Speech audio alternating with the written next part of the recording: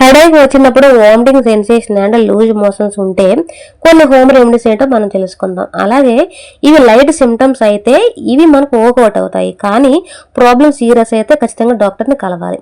Water అనేది ఎక్కువ తీసుకోవాలి. వామిటింగ్స్ అండ్ లూజ్ మోషన్స్ అయినప్పుడు మన బాడీ నుంచి వాటర్ అండ్ కొన్ని సాల్ట్స్ బయటకు పోతూ ఉంటాయి. కోకోనట్ వాటర్, ఓఆర్ఎస్ ఇట్లాంటివి తాగుతూ ఉండాలి. ఫస్ట్ ఫ్రెష్గా ఉన్న అల్లాన్ని తీసుకుని టీ లాగా లేదా కొంచెం నమిలి తిన్నా కూడా మంచిది. ఇట్లా చేయడం వలన అల్లము మన స్టమక్ని సెటిల్ చేయడంలో హెల్ప్ చేస్తుంది. సెకండ్ది మింట్ లీవ్స్, పుదీనాని టీ లాగా తయారు చేసుకుని లేదా నమిలి తిన్నా కూడా మంచిది. ఇది హెడేక్కి సూతింగ్ ఎఫెక్ట్ లాగా ఉంటుంది. థర్డ్ది BRAT డైట్ ఫాలో అవడం కూడా మంచిది. అంటే banana, rice, Apple sauce, toast ఇట్లాంటివి. ఇంకా లైట్గా ఉన్న ఫుడ్ తినండి. Heavy, spicy or oil foods కంప్లీట్గా అవాయిడ్ చేయండి. రెస్ట్ ప్రాపర్గా తీసుకోండి. టీవీ, మొబైల్ని అవాయిడ్ చేయండి.